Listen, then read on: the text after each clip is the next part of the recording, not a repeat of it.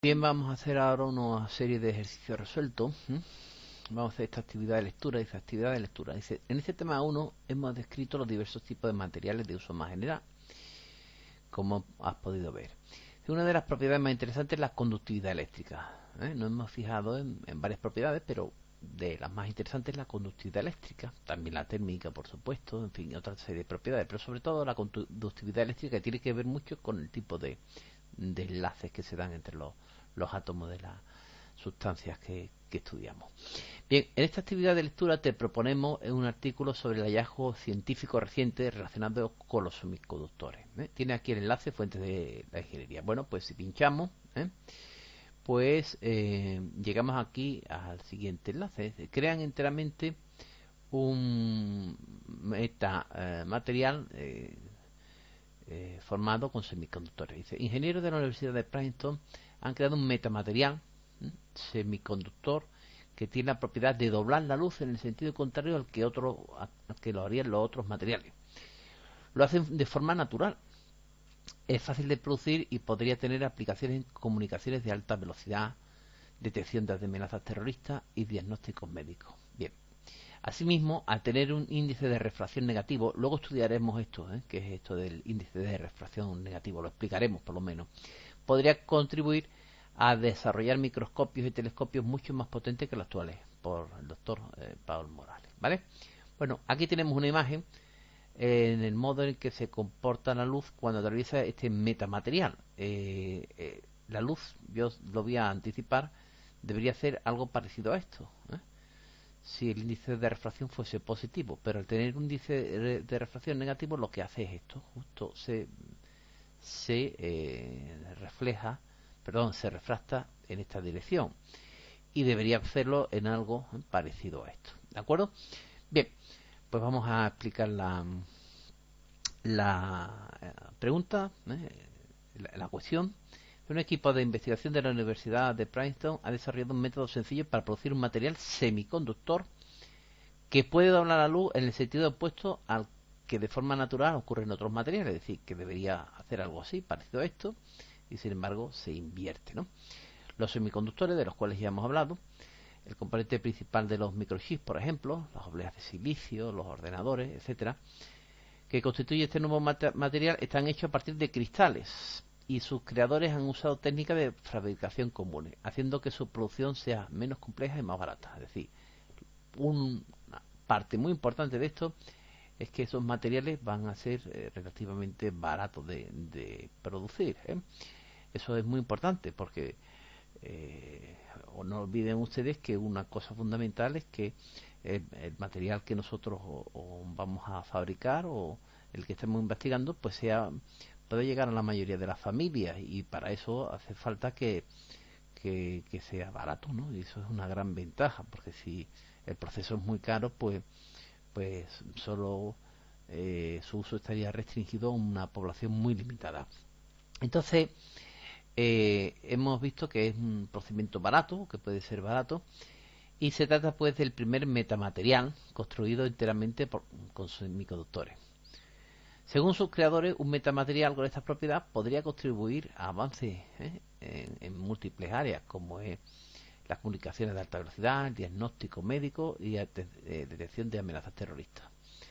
Esta nueva sustancia pertenece a una clase relativamente nueva de materiales llamados metamateriales, que ya los veremos.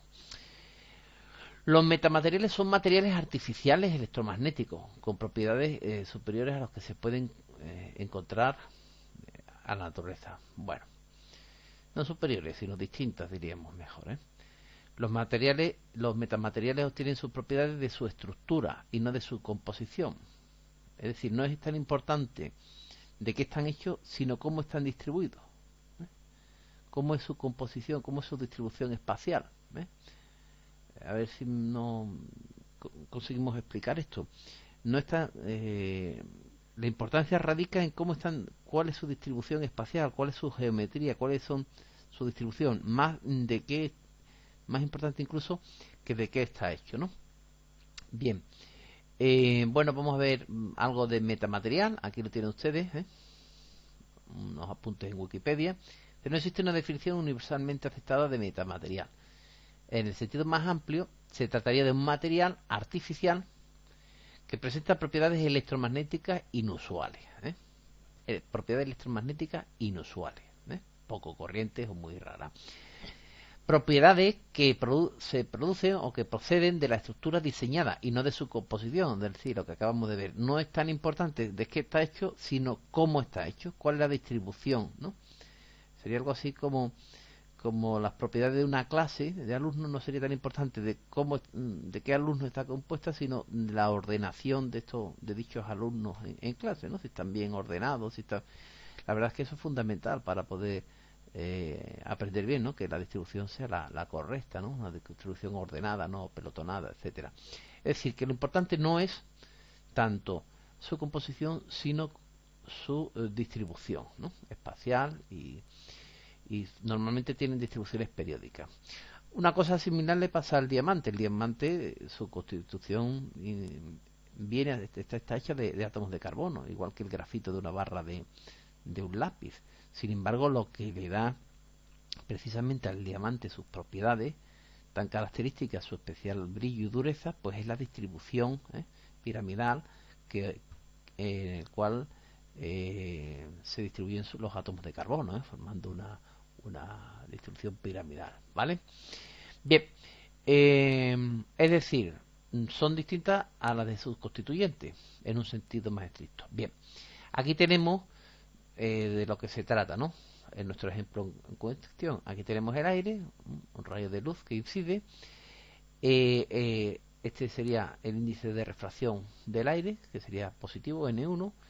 Este sería el índice de refracción, por ejemplo, del agua, de lo que pasaría en el agua, sería N2, entonces se desvía, por eso es lo que vemos nosotros a veces, un palo metido de una fregona en agua, parece que está como partido, parece como que estuviese partido, ¿no?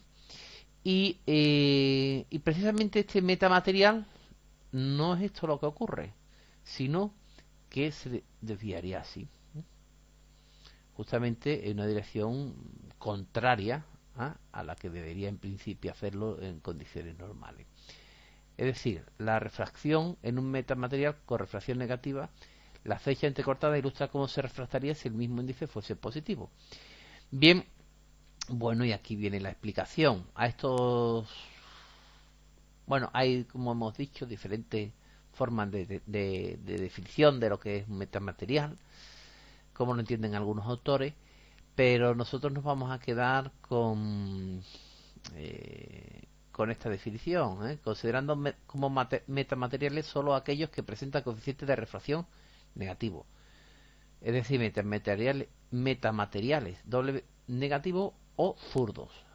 Zurdos, lo que quiere decir que no se cumpliría la regla de la mano derecha. Bueno, yo creo que con esto es suficiente para entender cuál es el funcionamiento o cuál es la idea del metamaterial, las utilidades que podrían presentar.